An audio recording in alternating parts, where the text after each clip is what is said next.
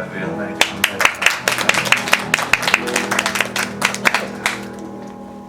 하나님 참 좋으신 하나님이십니다. 우리 여러분들에게 얘기해 주십시다. 하나님은 참 좋으신 분입니다. 그 좋으신 하나님의 마음이 민수기 6장에 이렇게 하나님이 당신의 마음을 기록해 주셨습니다.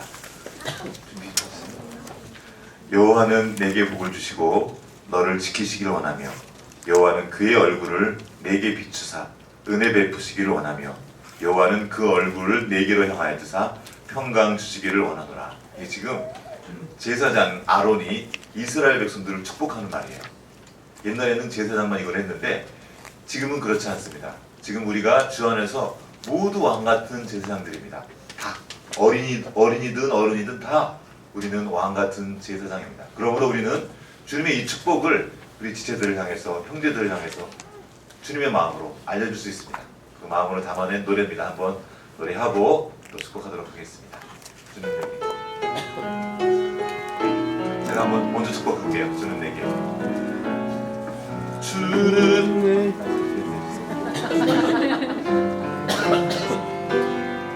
주는 내게 복을 주시고 너를 지키시기를 원하며 주는 그 얼굴로 내게 비추사 은혜와 평강 주시네. 자, 이 노래를 축복할 텐데요. 이 축복의 핵심은 얼굴입니다. 이렇게 얼굴을 찡그려 축복하는 것이 아니라 그 얼굴로 축복하는 거예요. 주님의 얼굴 빛을 받아서 그 얼굴 빛으로 비춰주는 겁니다. 다시 한번 이 마음을 가지고 축복하겠습니다. 주는 내게 복을 주시고 주는 내게 복을 주시고 너를 지키시기를 원하며 너를 지키시기를 원하며 주는 그 얼굴로 내게 비추사 은혜와 평강 주시. 그 얼굴 빛이 안 나오는 사람이 있어요. 다시 주는 내게 복을 주시. 서로 축복하면서 돌아가면서 너를 지키기를 원하며 주는 그 얼굴로 내게 비추사 그 얼굴로 내게 비추사 은혜와 평강 주시네.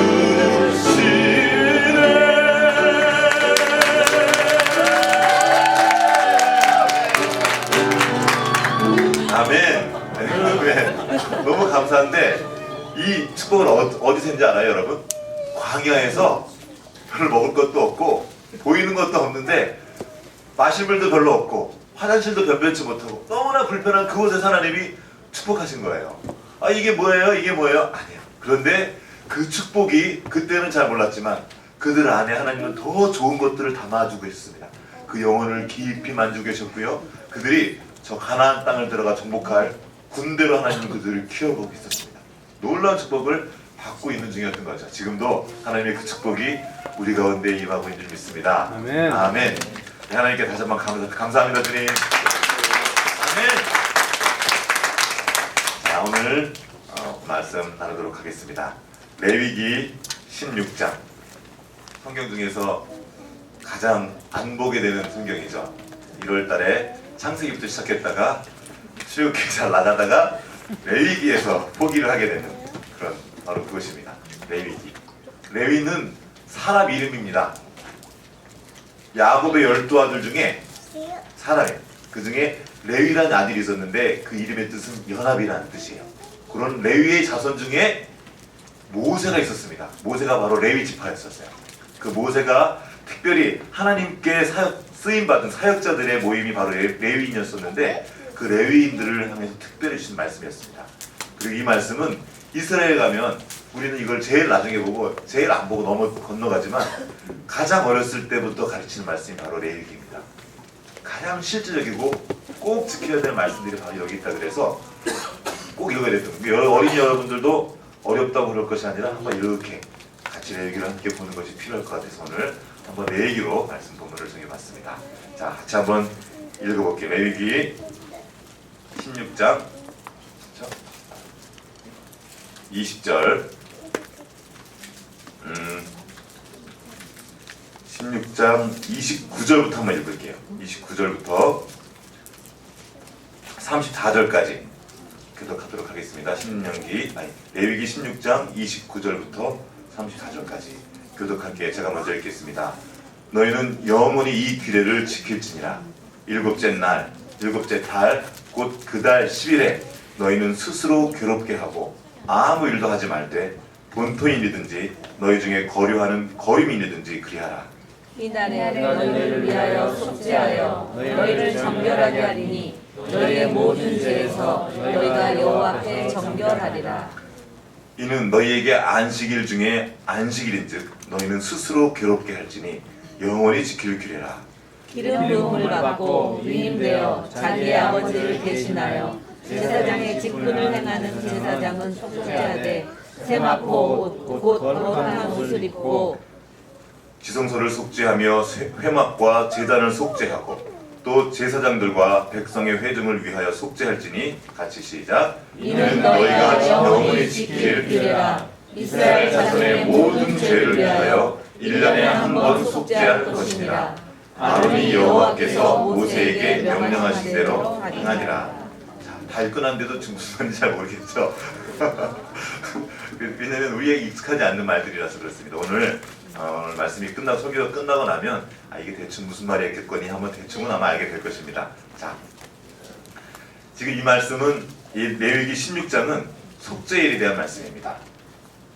이스라엘의 절기가 있는데요. 그 이스라엘의 절기 중에 한 절기입니다. 그 절기를 나타내고 오늘은 그 절기를 좀 한번 알아보려고 합니다. 우리나라에도 절기가 있죠. 축제예요. 잔치. 개인의 잔치가 있고 집마다 있는 잔치가 있고 온 나라가 온 민족이 함께 섬기는 잔치가 있습니다. 우리나라의 3대의 절기가 뭐 있을까요? 우리나라의 3대 절기.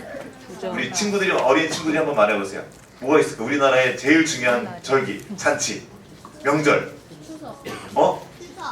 추석. 그 추석 맞아. 또 설날. 또 어린이날 비슷했어. 어린이날 비슷해. 크리스마스 그것도 좋은 날이긴 한데 우리나라 고유의 명절은 아니야. 단오? 한글날도 정말 중요한 날인데 별로 안 됐어. 지킨 지 별로 안 됐어. 아주 오래전부터 지켜온 게 있어요. 한글날이 있기 전부터 한글이 만들어지기 전부터 지켜왔던 날이 있어. 6.25 전쟁날. 6.25 전쟁날? 그날도 기억해야 할 날이긴 하지만 명절은 아니야. 기뻐하는 명절은 아니야. 4월 13일. 4월 13일? 일본이 우리나라에 쳐들어온. 그건 쳐들어온 날이잖아. 생일이잖아 그거는. 개천절. 자기 생일이라고. 자, 그러면 좀 아까 5월 5일이 힌트였어요. 양력으로는 5월 5일이고 단오 명절. 음력으로 그렇지? 아는 거 났어. 단어였습니다. 단어. 우리는 잘 모르고 있는데 음력 아까 할 말 잃어버렸습니다. 지금 방금 단호하게라고 앞에서 말씀해 주신 바람에 갑자기 말이 사라졌습니다. 우리 단어에 대해서 얘기했죠. 단어.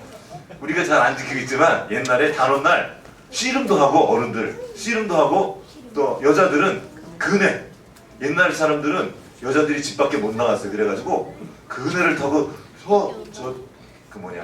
담장 너머를 봤던 거야. 그래서 있는 이거 올라가서 보고 쭉 내려오고 이게 단오날 다 했던 거예요. 그렇게 처음에 언제였다고요? 맨 처음 우리나라 명절이 설날, 그 다음에 5월 5일 변호, 그 다음에 추석. 바로 추석. 오늘이 바로 추석인 거죠. 그렇게 이스라엘 나라에도 이렇게 세 중요한 명절이 있어요. 그날에도 우리나라처럼 첫날, 우리나라에도 우리나라의 음력 달력이 있듯이 유대인들에게도 유대인의 달력이 있어요. 조금 달라. 그 첫 번째 달력의 첫 달에 6월절이 있습니다. 뭐라고요? 6월절. 얘기해 주시겠어요? 첫 번째가 6월절이고 그 다음에 뭐라고요? 초실. 어렵죠? 초실절. 글씨를 저렇게 써놨더니 초실절. 뭔지 알았으면 읽었을 텐데 뭔지 몰랐기 때문에 초실절. 무슨 말이냐면 여러분 단오가 있을 때 우리나라 단오가 6월쯤인데 그때쯤 우리나라도 보리를 거두기 시작합니다. 근데 그때가 뭐냐면 첫 번째 수확을 얻으면서 이제 새로운 희망, 보릿고개를 지나고 이제 여름 준비를 하면 조금 희망에 볼 때 그때 단오 명절했던 것처럼 똑같이 이스라엘도 요 초실절이고요. 첫 번째 실, 열매를 얻는 절기의 초실절이에요. 그 열매가 뭐냐면 여기 보면은 맥추절 있죠. 맥추절이 뭐예요? 맥콩이죠. 보리맥. 그래서 맥주할 때 그 맥이에요. 보리를 거두는 시간이라서 맥추리를 불러요. 또 칠칠절이라고 부르거든요. 왜 칠칠절이냐면 6월절이 끝나고 나서 7일이 뭐예요? 49제. 7일이 49. 7일이 49를 지나고 난 다음 날이라서 칠칠절이에요. 그리고 7일이 49를 지나고 난 그 다음 날이 몇 번째 날이에요? 그러면 50번째 날. 그래서 오순절이에요. 이게 다 같은 말이에요. 자, 한번 해보세요. 초실절 시작. 초실절, 맥추절, 칠칠절, 오순절. 이게 다 같은 뜻인 걸 이제 대충 알았죠. 아마 지금 처음 하시는 분들 많을 거예요. 별로 중요하지 않지만 어쨌든 그 의미가 있습니다. 그 시간을 감사하면서 지내는 시간인데 이 다음에 드렸던 것이 초막절이에요. 초막절 지난번에 한번 잠깐 얘기했었죠. 초막절은 뭐였죠 그때? 광야에서 광야에 지는 거를 그래 맞아요. 그것을 기념하면서 초막을 지어요. 이렇게 집 옆에다가 종려나무 같은 거 덮어놓고 이렇게 애들 그 장난치듯이 이렇게 조그마한 집을 하나 지어놓고 거기에서 일주일 동안 먹고 자고 하는 거예요. 근데 이날은 기뻐하는 날이에요. 그때는 가을이어서 모든 과일도 그 이스라엘 나라에 많이 나는 과일이 올리브, 포도 이런 과일들이 많이 나오는데 정말 달다 그러더라고요. 그래서 그 모든 과일들을 함께 먹고 즐거워하는, 그러면서도 초막에 기거하면서 하나님이 우리를 공급하시고 도우신다는 그것을 감사하는 절기가 바로 초막절입니다. 놀랍게도 그 초막절의 날짜가 우리나라 추석과 거의 똑같아요. 오늘 우리가 추석이지만 지금 현재 그 유대력으로 초막절이 내일이에요. 내일부터 시작해요. 자, 6월절은 우리나라 달로 3, 4월에 시작되고요.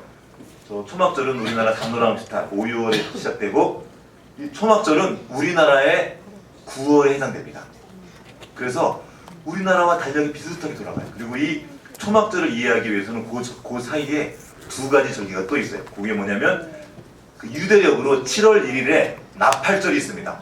이 나팔절은 나팔 부는 거예요. 그러면서 하나님의 심판을 말하는 절기고 그 다음에 7월 10일 날 속죄일이라는 게 있어요.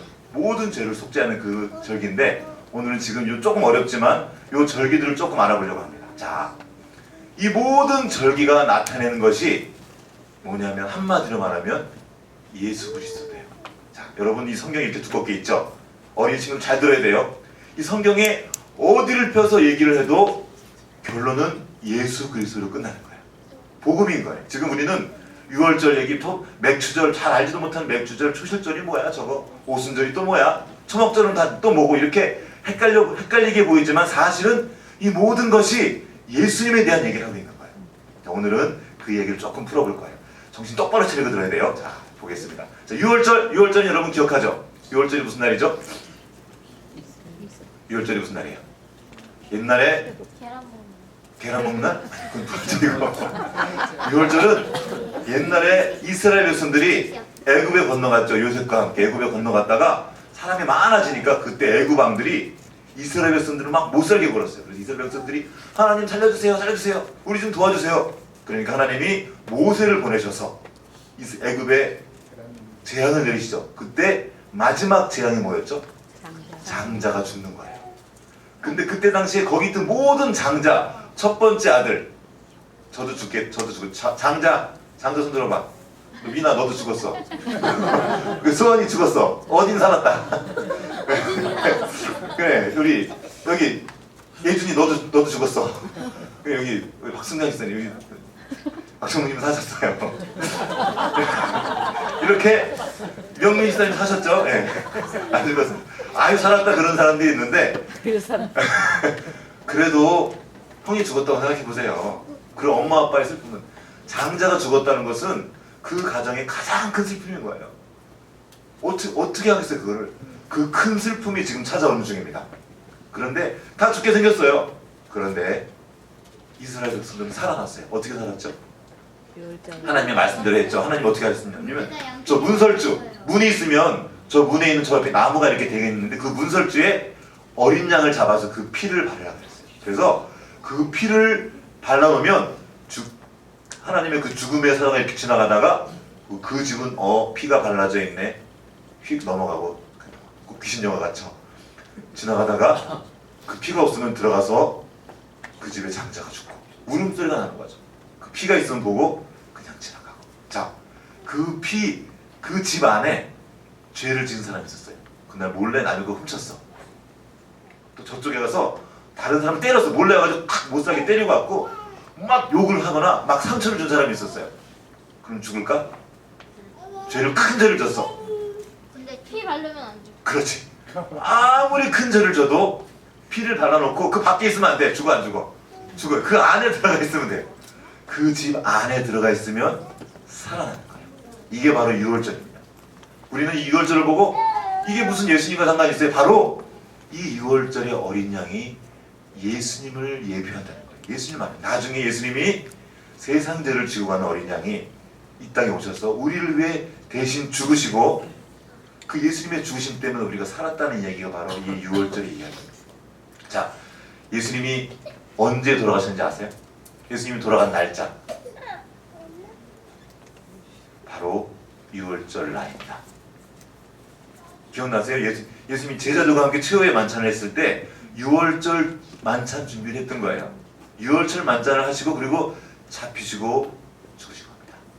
이 유월절에 주님이 돌아가신 겁니다. 요한복음 13장 1절에 이렇게 나와 있습니다. 함께 읽어볼게요. 시작. 시작. 유월절에 예수께서 세상을 떠나 아버지께로 돌아갈 때가 이른 줄 아시고 세상에 있는 자기 사람들을 사랑하시되 끝까지 사랑하십니다. 유월절 전에 지금 모인 거예요. 그리고 유월절 때 돌아가신 거죠. 그 절기 중에. 자, 유월절 어린 양으로서 우리의 죄를 대신해서 죽으신 겁니다. 자, 옛날에 제사를 지낼 때 어떻게 했냐면 짐승을 놓고 어린 양에다가 이렇게 안수를 해요. 안수하는 게 뭐냐면 이렇게 손을 머리 위에 이렇게 딱 올리는 거예요. 이렇게 예준이 머리에다 이렇게 딱 이렇게 올리는 거예요. 이렇게 안수하는 거예요. 이렇게 안수. 이게 좋은 거 아니야 이거? 좋은 거 아니야. 뭐냐면 내가 죄를 졌는데 내 모든 죄를 너 가져가라 하는 거예요. 그렇게 양 머리에다가 딱 얹고 난 지금 너무 난 죽어야 돼. 죄를 좀 누가 죽어야 돼. 죄를 좀 내가 죽어야 되는데 안 죽고 나 다시 네가 죽어 그래가지고 양 머리에다 안수를 하는 거야. 그러면 이 양을 데려다가 이 안수한 사람 보는 앞에서 양을 잡는 거예요. 양 잡는 거 봤어요? 끔찍해요. 짐승 잡을 때. 그걸 보면서 사실은 내가 저기서 죽어야 되는데 내가 안 죽는구나. 대신 죽는 게 그게 바로 제사제도입니다. 그렇게 우리가 죽었어야 되는데 우리 대신에 세례요한이, 여러분 세례요한 기억하시죠?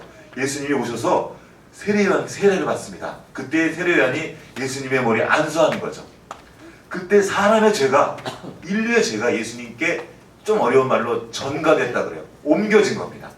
예수님이 우리 모두의 죄를 대신해서 죽으셨고 우리는 그 때문에 산 거예요. 우리가 그냥 거저산 것이 아니라 하나님이 그냥 용서해 주신 것이 아니라 예수님이 대신 죽으신 거예요. 그리고 우리는 구원을 얻은 이야기, 이것이 바로 유월절의 이야기입니다. 로마서 5장 8절 이렇게 나와 있습니다. 우리가 아직 죄인 되었을 때 그리스도께서 우리를 위해 죽으심으로 하나님께서 우리에 대한 자기의 사랑을 확증하셨느니라. 우리가 죄인 되었을 때 우리를 위해 죽으신 이야기가 바로 유월절입니다.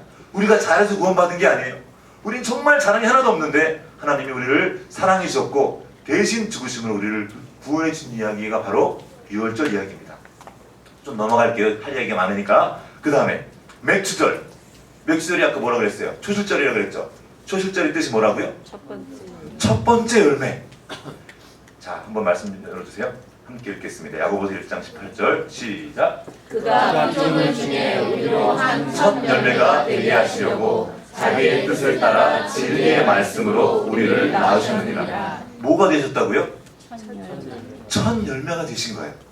바로 예수님이 초실절의 주인이시고 그날 주님께 들으셨고 그날의 주인이신 거예요. 그렇게 초실절, 맥추절 또한 주님의 것입니다. 그리고 여러분 오순절날 기억하시죠? 6월절날 예수님이 죽으셨는데 그리고 승천하셨어요. 그리고 언제 다시 오십니까? 오순절날, 초실절날, 바로 이날 예수님의 영이 사람들 가운데 임하시는 거예요. 놀라운 의미가 있는 이것도 그렇게 넘어가겠습니다. 기억하세요. 자, 그 다음에 지금 두 가지 했습니다. 6월절과 맥주절에 있고 세 번째가 뭐였죠? 초막절인데 이 초막절을 알려면 다른 두 절기를 좀 알아야 돼요. 그 절기 중에 하나가 나팔절입니다. 7월 1일 날 7월의 절기 나팔절, 따르면 나팔절, 로시 하샤나요. 로시 하샤나, 로시 하샤나. 로시 하샤나. 이게 나팔절인데 뭐냐면 나팔, 양면 나팔을 뿌뿌뿌 하고 쭉 부는 거예요. 그래서 하나님의 심판을 말합니다. 너희들을 잘못하면 다 죽는다. 하나님의 심판을 말해요. 그때 이 양강 나팔 소리가 들리면 사람들이 다 같이 물가로 내려가서 어떤 의식을 했대요. 그 의식이 넘겨주시겠어요? 자, 그 의식을 할 때 이렇게 말을 했던데 좀 어려운데 저도 어려워가지고 써놓아서 한번 읽어볼게요. 시작. 레샤나 토바 티카테토. 다시 한번 시작. 레샤나 토바 티카테토. 이 샤나를 약간 그 히브리 발음 샤나죠. 레샤나 토바 티카테부. 시작. 레샤나 토바 티카테부. 이렇게 말해요. 이 뜻이 뭐냐면 내 이름이 기록되는 좋은 한 해가 되길 바란다. 뭐라고요? 내 이름이 기록되는 좋은 한 해. 어디 기록돼? 생명책.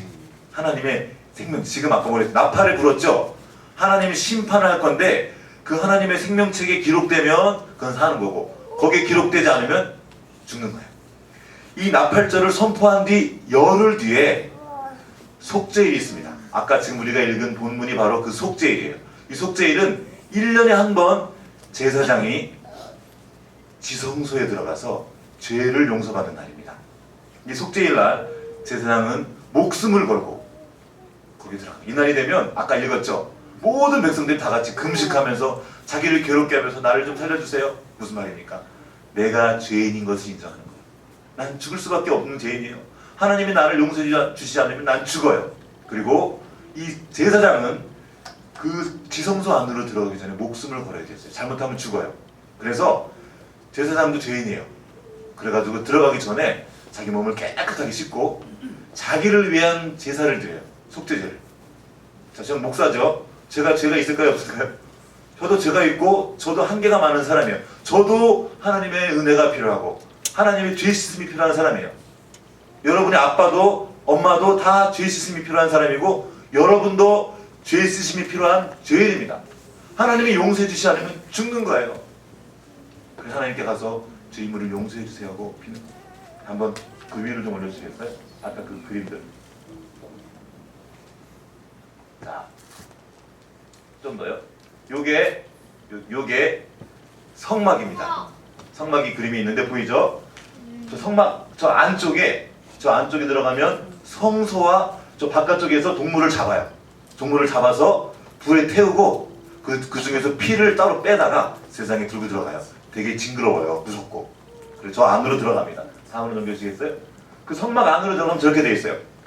저 바깥쪽에 있는 게 성소고 저 조그마한 그 막이 하나 보이죠? 중간에 파란색 막. 저게 지성소예요. 저게 원래 이렇게 쳐져 있어요. 저 지성소 안으로 들어가면 거기가 지성소예요. 저 지성소는 아무나 못 들어가요. 아무 때나 못 들어가고 1년에 딱 한 번 7월 10일 올해는 9월 23일이었어요. 얼마 전이었죠. 저 안에 들어가서 피를 뿌리고 저기 놓여있는 게 뭐냐면 저 안에 놓여있는 게 뭘까요? 법궤. 증거궤라고도 불러요. 한번 넘겨주세요. 이게 법궤의 모양인데 하나님이 만들라고 하신 그 모양대로 저 위에 천사가 그 위에 탁 이렇게 덮고 있죠. 날개로. 이거를 구름이라 그러는데 날개로 이렇게 법궤를 덮고 있고 저 천사 아래 있는 맨 위에 뚜껑. 그 뚜껑을 속죄소라고 불러요. 뭐라고? 속죄. 속죄가 무슨 말이냐면 씻는다는 거예요. 뭐를? 죄를 씻어준다는 거예요. 죄를 사는 장소. 이곳을 다른 말로 시은좌라고 부릅니다. 시은좌는 좀 어려운 말인데 쉽게 말하면 좌석이긴 좌석인데 은혜가 임하는 자리, 은혜를 받는 자리, 그래서 시은좌예요. 이곳에 임재하신다는 거예요. 하나님이 모세를 통해 말씀하셨습니다. 내가 너희 가운데 거하리라. 자, 태초에 사람이 범죄를 해서 하나님과 떨어졌어요. 그래서 그때부터 사람은 하나님께로 다가갈 길이 없었어요. 왜요? 죄 때문에. 하나님은 거룩하시고 인간은 죄를 졌기 때문에 하나님께 갈 수가 없는 거야. 그럼 어떻게 만나려면 어떻게 해야 돼요? 하나님이 오시는 수밖에 방법이 없어요. 근데 하나님이 거룩하신 하나님이 인간한테 갈 수가 없어. 왜? 죄 때문에. 여러분도 정말 더러운 쪽이 똥통이 저쪽에 딱 있다 쳤어요. 거기 가고 싶으세요? 어때요? 어디나? 너 저쪽에 쫙 똥물이 쫙 엎어져 있어. 똥차 가다가 실수로 똥을 엎었어. 글로 가고 싶어? 갈 수 있겠어? 못 가겠지? 그런 거예요. 우리가 똥물을 뒤집어 쓴 것처럼 쓰레기, 만물보다 부패한 것이 인간의 마음이라. 만물보다 거짓되고 부패한 게 무슨 말이에요? 썩었다는 거거든요. 음식물 쓰레기 여러분 며칠 둔 거 본 적 있어요? 그 음식물 쓰레기 더미 같은 우리, 그런 사람에게 하나님이 오실 수가 없는 거예요. 오려면 어떻게 하셔야 됩니까? 이 죄를 씻어주셔야 돼요. 그래서 오신다 그랬는데 어디에 오신다 그랬냐면 바로 저 속죄소, 법궤 위에, 그 속죄소 위에 내가 임하겠다 하신 겁니다. 그리고 바로 저곳에서부터 불기둥이 나오고 구름 기둥이 나와서 이스라엘 백성들을 인도하시는 거예요. 무슨 말입니까? 하나님은 용서하시기로 작정하신 거예요. 우리가 죄를 졌는데 우리 스스로 그 죄를 씻어낼 길이 없어요. 아무리 해도 죄를 씻어낼 길이 없어요. 하나님과 떨어진 사람은 죄를 지을 수밖에 없어요. 조금만 그냥 둬도 하나님과 떨어지면 자기 마음대로 하고 고집 부리고 악한 일을 하고 악한 생각을 하고 남을 상처 주는 그런 죄인이라는 겁니다. 누구도 예외가 없습니다. 그런데 하나님이 그런 우리에게로 오시기로 작정하신 거예요. 그리고 저 시은자에 임하신 거예요. 그리고 제사장은 1년에 한 번 그 시은자 앞에 가서 하나님, 우리의 죄를 용서해 주십시오. 우리의 죄를 용서해 주십시오. 우리는 주님 없으면 죽습니다. 우리를 사해 주십시오. 그리고 그것에서 용서를 받고 나왔던 겁니다. 자, 이 자리가 바로 복음입니다. 예수님께서 돌아가실 때 말씀하셨죠. 십자가 위에서 무엇을 하셨어요? 예수님이 십자가에서 말씀하신 게 그 전에 하신 말씀 또 있어요. 뭐냐면 사람들이 막 예수님의 그 옷 가지고 막 장난치고 예수님 멸시하고 모욕했단 말이에요. 그때 예수님이 하신 말씀입니다. 아버지여, 저들이 자기가 하는 일을 알지 못합니다. 저들을 용서하여 주십시오. 예수님이 십자가 위에서 하나님 아버지께 기도한 거예요. 예수님이 기도한 거예요. 하나님 아버지, 쟤네들이 지금 죄를 짓는데 나를 모욕하고 나를 아프게 하고 정말 내게 못되게 하는데 자기들이 뭘 하는지 지금 모릅니다. 용서해 주세요 하고 하나님께 기도했기 때문에 하나님은 그 기도를 들어주신 거예요. 그리고 기도할 뿐만 아니라 예수님이 대신 그 죄를 지시고 죽으신 거예요. 그리고 죽으실 때 말씀하셨죠. 다 이루었다. 다 이루었다 말씀하셨던 그 순간, 아까 말했던 하나 올려주시겠어요? 저 휘장이 찢어졌던 겁니다. 잘못해서 저기 휘장에 아론의 아들이 있었어요. 나답과 아비후라고. 이 나답과 아비후라는 두 아들 제사장들이 하나님의 명하지 않은 그 불을 가지고 함부로 저기 들어갔다가 죽었어요. 실제로. 그래서 끌어낸 거예요. 두려운 일이었거든요. 이제 저기 한번 들어가려면 제사장은 떨어야겠단 말입니다. 그런데 저 휘장을 예수님께서 죽으신 그날 저게 둘로 쫙 갈라졌다는 얘기가 나옵니다. 자, 한번 성경 읽어볼게요.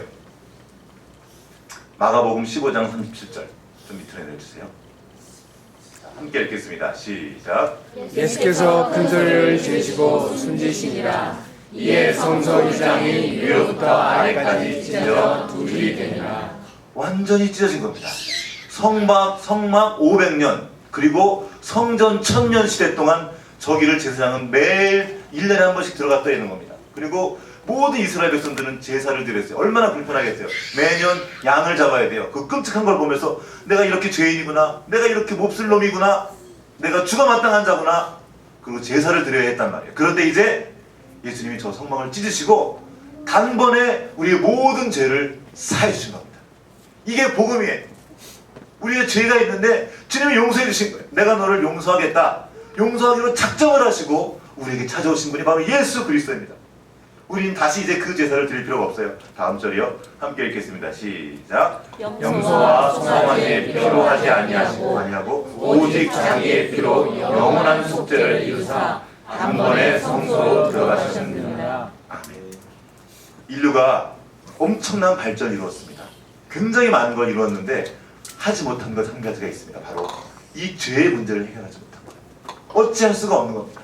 또 죄를 짓는 거죠. 그런데 예수님이 그 죄의 문제를 해결해 주셨어요. 그리고 나서 초막절이 오는 겁니다. 5일 뒤에 10일 날 속죄일이 있었죠. 그리고 5일 뒤에 초막절이 시작됩니다. 기쁨의 절기예요. 그때는 감사하고 초막에 있으면서 하나님이 공급하신 것들을 기뻐하는 날입니다. 즐거운 날이에요.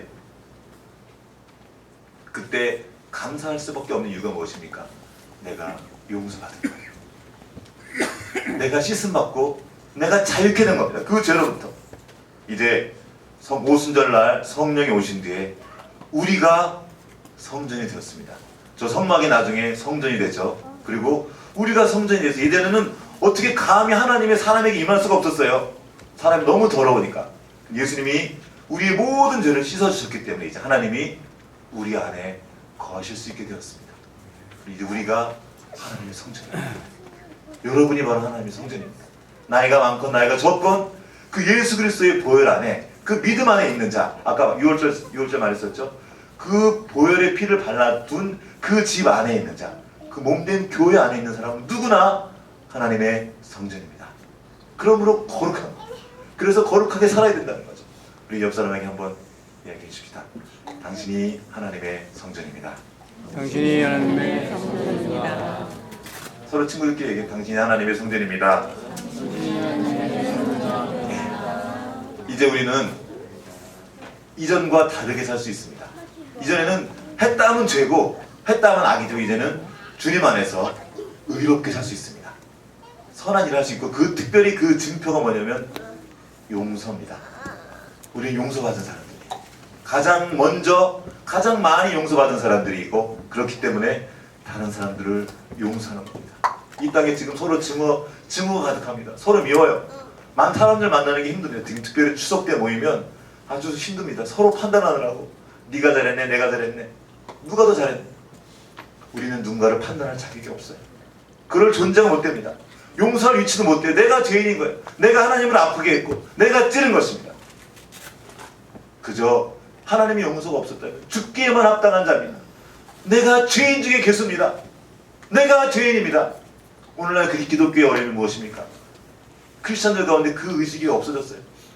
주님 없이 내가 죄인이라는 걸 잃어버리고 함부로 판단하고 함부로 정죄하는 겁니다. 모두 다 정죄하고 하나님마저 정죄합니다. 억울하고 분한 것 모두가 억울한 사람밖에 없습니다. 하나님의 용서를 몰라요. 예수 그리스도의 복음을 만났다고 하면서 그 복음의 능력을 봅니다. 그 복음의 능력이 무엇입니까? 용서하는 거예요. 너가 죄 지었냐? 나는 더했다. 네가 잘못했냐? 그게 보입니까? 나는 더한 놈이에요. 더한 것이 내 안에 들어있다는 것을 보는 거예요. 그러니까 바울 사도가 말했지 않습니까? 남을 너보다 낫게 여기라. 그가 너보다 낫다는 겁니다. 누군가 죄를 봅니까? 그 사람의 죄보다 내가 더 심한 놈이라는 거죠. 더 교묘하고 더 악하다는 거죠. 안 들켰을 뿐이죠. 그 하나님의 심판대 앞에 간다는 겁니다. 나 8절 모두가 그 심판대 앞에 서는 거예요. 재판관도 왕도 목사인 저도 엄마도 아빠도 다 그 심판대 앞에 서는 거예요. 그리고 어린 여러분들도 마찬가지입니다. 그래서 우리는 예수님이 필요한 거예요. 그 예수님 믿음으로 우리는 구원을 얻었고 이제 그 자유함을 누리게 됩니다. 그 징표가 무엇입니까? 그 복음에 합당한 삶이 무엇입니까? 용서하는 삶입니다. 방법이 없어요. 용서하는 거 외에는. 우린 죄인이거든요. 가만두면 또 누군가를 찌를 거예요. 그래서 또 용서를 가는 거예요. 주님 우리를 불쌍히 여겨주십시오. 우리를 긍휼히 여겨주십시오. 이 복음이 임하면 용서의 복음이 임하면 그 인생이 바뀌게 되어 있습니다. 자기 자신도 용서 못하는 거죠. 한 사람 이야기를 하고 마치겠습니다. 김혜영 씨라는 분이에요. 숨지마 내 인생이잖아. 지금 추천도서 나갔는데 그 책을 쓰신 분입니다. 이분은 어릴 때 아버지가 태어나자마자 3일 만에 화나가지고 던져버렸어요. 그래가지고 척추가 나가가지고 키가 안 커요. 134cm. 왜 던졌냐면 딸이라고. 옛날에는 그랬었어요. 아들만 좋아하고 요즘에는 딸을 좋아하는데 딸이면은 부모들이 이렇게 싫어했나봐요. 그래 단지 딸이라는 이유로 아빠가 속상해하다가 술 먹고 던져버린 거예요. 그 얘기를. 아이가 무슨 잘못이에요. 그래가지고 척추가 휘어가지고 이렇게 그렇게 살다가 5남매인데 첫째 딸인데 크다가 아빠가 초등학교 2학년 때 얘가 초등학교 2학년 때 아빠가 너무 힘들다고 자살해서 죽어버렸어요. 너무나 힘들었죠. 그렇지 않아도 가난한 삶인데. 그러니까 엄마가 그렇지 않아 힘든데 너 때문에 네 아빠 죽었다고. 너는 계속 그 아이가 어린 아이가 세상에 태어서 들은 말이라고는 넌 쓸데없어. 너 왜 태어나가지고 이 집안을 다 망친. 계속 그 말을 들으면서 큰 겁니다. 너무나 힘들었죠. 그 아이가 또 엄마한테 따집니다. 누가 나라 그랬냐고 나를. 왜 나를 안 하고 나를 힘들게 하냐고. 억울함과 분노로 가득했어요. 그래서 맨날 싸우고 맨날 불평하고 뭐 하나 좋은 일이 없었습니다. 게다가 그 척추 때문에 이게 너무나 아팠던 거예요. 척추가. 밤마다 잠을 잘 수도 없고 너무나 고통스러워서 다른 고통도 아니라고 했던 거예요. 그 어린 나이에. 그런 아이가 가출했어요. 15살. 가출을 했고 어느 직업학교에 들어갔습니다. 그리고 그 직업학교에서 복음을 만난 거예요. 누군가 전도를 했고 예수님을 알게 된 겁니다. 아, 그 말씀을 통해서 그걸 깨닫게 됩니다. 아, 내가 쓸데없는 존재가 아니었구나. 하나님이 나의 목적을 가지고 오셨구나. 우리 모두가 죄이고 나도 정말 몹쓸 죄인인데 하나님이 나를 위해서 죽으셨구나. 깨달은 뒤부터 그녀의 인생이 바뀌기 시작했습니다. 완전히 바뀌었고 그는 이제 장애인임에도 불구하고 나라에서는 기술 자격증을 2개나 따고 세계 대회에서 금메달을 땄대요. 이미 19살 때. 그리고 하나님의 부르심을 따라 어디냐 거기가 아프리카로 갔어요. 아프리카에서 1년만 하러 갔는데 거기 1년 동안 있는데 사람들이 다 떠났대요. 한국 사람들이. 자기 혼자만 남게 된 거예요. 또 하나님의 음성을 듣고 거기 남아서 오랜 시간 동안 그 사람들을 가르치고 있었어요. 그리고 아프리카에 우리 치유가 된 거예요. 아프리카에 갔더니 한국에 있을 때는 여러 명 기술자 중에 한 명이었는데 아프리카에 갔더니 그 기술을 가진 사람이 아프리카 전체에 자기 혼자밖에 없더래. 필요한 사람이 된 거죠. 또 한국에서는 이 못생긴 거, 키 작고 뭐 이 외모 때문에 너무나 욕을 많이 먹었는데 너무나 그것 때문에 괴로웠는데 아프리카에 갔더니 자기가 제일 하얗더래요. 제일 하얗고 보는 사람마다 너무 예쁘다고 어떻게 이렇게 아름다웠냐고 당신 꼭 천사 같아요 이렇게 말해주는 거. 그러니까 알고 봤더니 내가 이쁘구나. 그거를 아프리카 가서 알았대요. 인생이 바뀌었습니다. 그리고 나중에 필요 때문에 미국에 가서 콜롬비아 대학이라는 되게 유명한 대학에서 공부를 하고 다시 공부를 마치고 지금 아프리카로 돌아가서 지금 일을 하고 있어요. 그분이 한 말입니다. 내가 하지 않은 잘못에 대해서 네가 한 거라는 그 소리를 들을 때 억울하지 않았냐고. 내가 잘못한 게 아닌데 너무 억울했던 거죠. 인생 자체가 억울함이었고 그것 때문에 너무나 힘들었던 거죠. 그러나 그 모든 것들이 녹아지는 겁니다. 그녀가 올해 7월에 대통령이 청와대에서 불렀대요. 불러서 뭐 했냐면 훈장을 받은 거예요. 2개나 국민무고훈장을 2개나 받았는데 그때 처음으로 47년 만에 처음으로 엄마와 함께 사진을 찍었대요. 어릴 때 사진 하나도 없던 거예요. 아무도 사진 안 찍어준 거예요. 그렇게 막 미움받았던 아이였던 거죠. 엄마와 사진을 찍고 엄마와 얘기하는데 그때 깨닫는 거예요. 엄마가 얼마나 미웠어요. 엄마 때문에 막 화내고 용서하지 못하고 미워하고. 근데 그 엄마가 너무나 사랑스럽고 감사한 거예요. 엄마가 나를 낳아준 것만 해도 얼마나 감사한지 모르는 거예요. 그리고 말합니다. 엄마 그 힘겨운 삶을 사시면서 얼마나 힘드셨어요. 그 목숨 끊지 않고 지금까지 살아주셔서 너무나 감사해요. 그리고 내 생명을 이 땅에 보내주셔서 너무나 감사해요.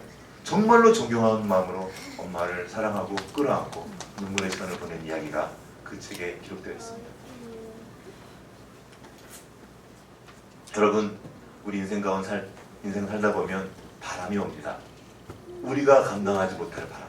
우리는 그냥 순풍, 온풍, 미풍, 좋은 바람만 오기 원하지만 우리가 감당할 수 없는 그런 바람들이 밀려오고 그 과정이 아프고 상하고 힘겨울 수 있습니다. 그리고 나도 상처를 줄 수 있고.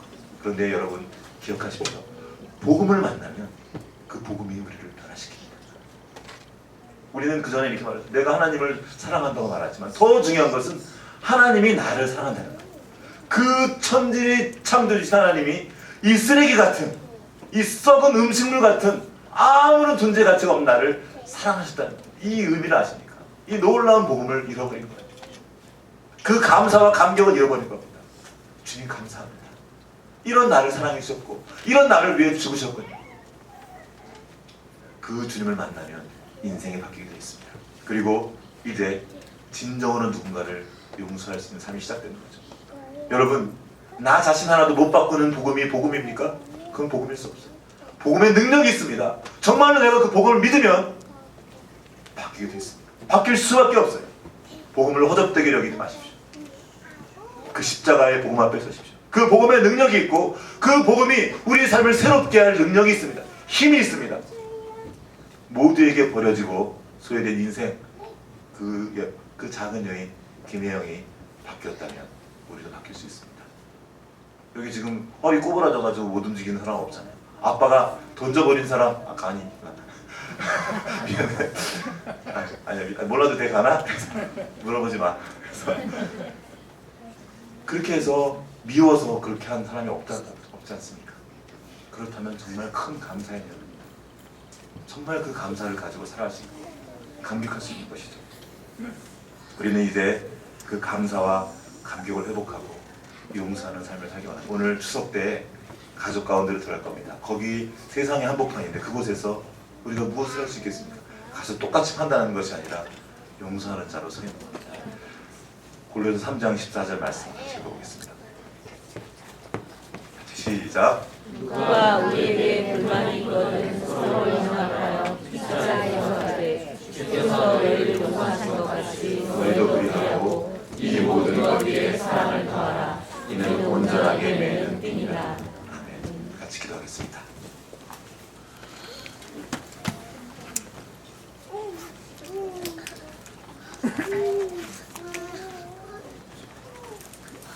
예수님께서 이 땅에 오시기 전에 주님은 한 민족의 역사를 사용하셨습니다.